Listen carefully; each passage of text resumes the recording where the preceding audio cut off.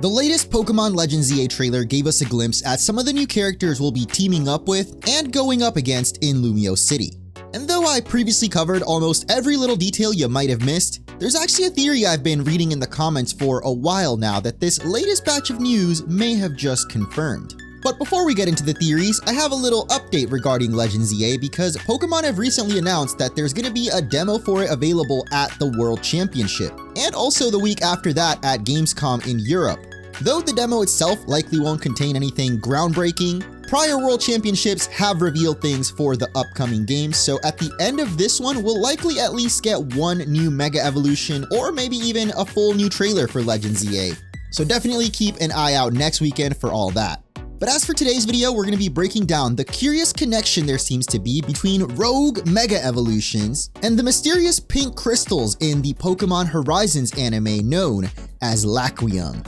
There will be no spoilers in this video beyond what's been already shown in the Legends ZA trailers, but there will probably be some spoilers for the anime if you're still catching up on that. So without further ado, let's dive into it. Now, I'm not really much of a Pokemon anime watcher. I do occasionally check out random episodes like Ash's run in the Masters 8 tournament, absolutely peak Pokemon, but since then I haven't watched any of the Horizons anime. That said, a few people in my comments and all over Twitter and Reddit have long been theorizing about a gimmick in the Pokemon Horizons anime that may just explain some of the weird things happening in Legends ZA. Laquium is a pink crystal that apparently originated beyond the Pokemon world and landed at the top of Mount Pericarp, an anime-exclusive location, eventually giving rise to a lush paradise known as Laqua. Now, whether this crystal came from outer space or just another version of the Pokemon world like an alternate reality isn't explicitly stated, but we'll dive a little bit deeper into that later. What's important now are the effects of these Laquium crystals, as they release a pink mist into the air that can dramatically boost a Pokemon's strength, but also turns them feral, covered in a pink aura and driven by pure aggression. Sound familiar? While Laquium has never been shown to cause Mega Evolution specifically, you can't deny its effects are eerily similar to how rogue Mega Evolutions are portrayed in the latest ZA trailer. Maybe not exactly in appearance, but more so the fact that it causes Pokemon to rampage in pain. Laquium's Berserk state parallels unstable Mega Evolution not just in Legends ZA, but also prior instances in the anime like Korrina's Lucario. Clement theorizes that the reason for this is Lucario's aura is out of balance due to its bond with Korrina not being strong enough. So together they work to build their bond until they can finally control Mega Evolution. Another instance of this is in the Volcanion movie, where the villains use a device to force Pokemon into Mega Evolving, despite not having a strong bond with them. Similarly, this causes them to go absolutely berserk and even look like they're in pain. I know the Pokemon movies aren't canon to the lore, but they still could have very well inspired the rogue Mega Evolutions, leading me to theorize someone must be forcing Mega Evolution energy into these rogues too. But who exactly and how could they be doing this? First, a potential answer to how goes right back to the anime's Laquium.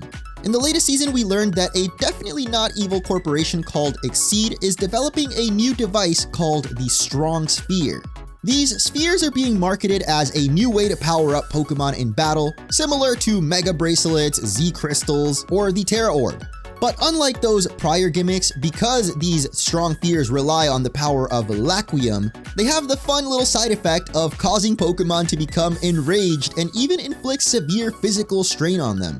In episode 97 of Horizons, it's revealed that some trainers were specifically selected by Exceed as product testers for the strong spheres, and this leads us to yet another connection with Legends ZA, Quasartico.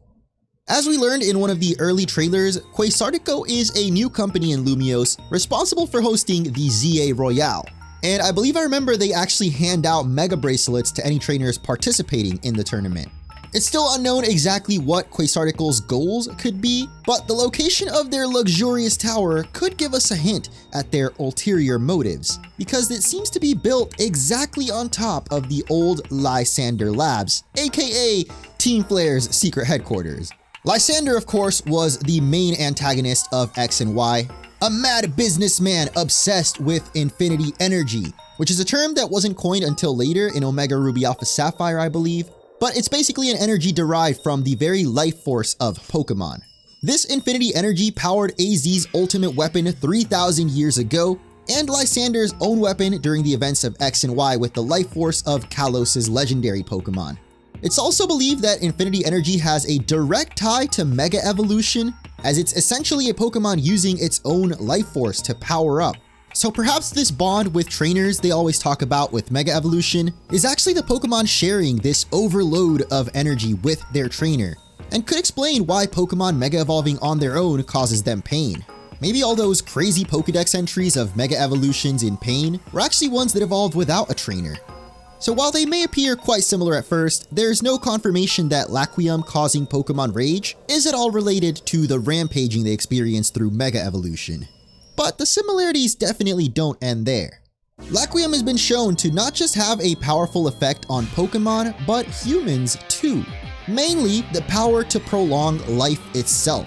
100 years before the events of Pokémon Horizons, a group known as the Explorers first discovered the land of Laqua and its mysterious pink crystals. Most of the Explorers seem to be quite wary of the powers of Laquium, but this totally good guy named Gibeon wanted to harness its powers instead, and ultimately learned how to use it in order to grant himself eternal life. Again, this might ring a bell to the lore of Kalos, as the old King AZ was granted immortality by his ultimate weapon, which is how he's still alive in Legend ZA and still growing taller every day. But in the end, the good guys win and Terapagos seals the Laquium away, which makes both Gibeon and Lucius sparkle out of existence, confirming it was the Laquium itself granting them immortality. Perhaps similar to how Laquium was directly tied to the Explorer's prolonged life, the ultimate weapon may be tied to AZ's immortality. So if Quasartico really is using the ZA Royale as a front to gather infinity energy and build their own ultimate weapon, I have a feeling this game's story's leading up to AZ's own ultimate sacrifice, finally ending his immortality to save Kalos and earning the redemption he deserves.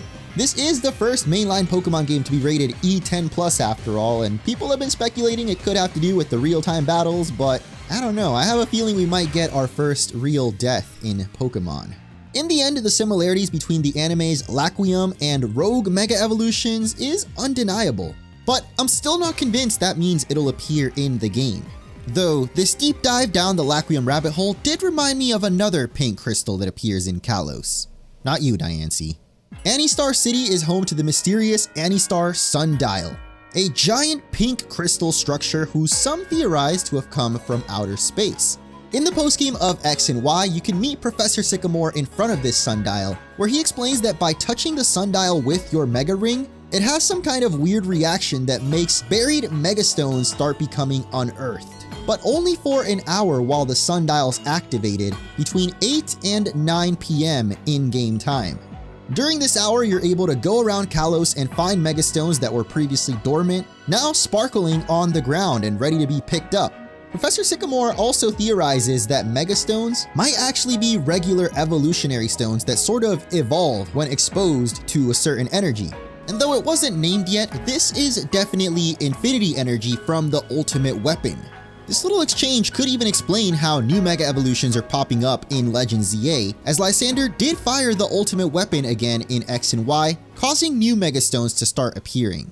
In fact, the sundial even bears a little bit of a resemblance to the ultimate weapon, and is said to have arrived here 3,000 years ago. That can't just be coincidence. And this is where my theory starts to get a little stretchy.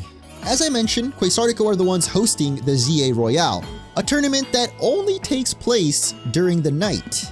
And perhaps coincidentally, in most recent Pokemon games, nighttime begins at 8 PM. Now, it could be that the tournament just happens at night because people work during the day. This is just maybe one too many coincidences lining up now.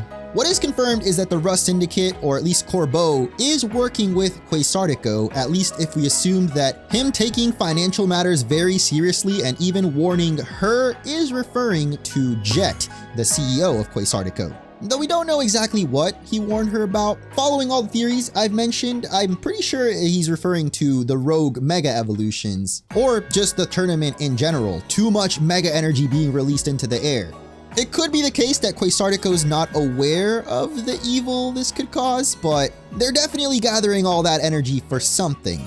I guess my only question now would be what any of this has to do with Zygarde.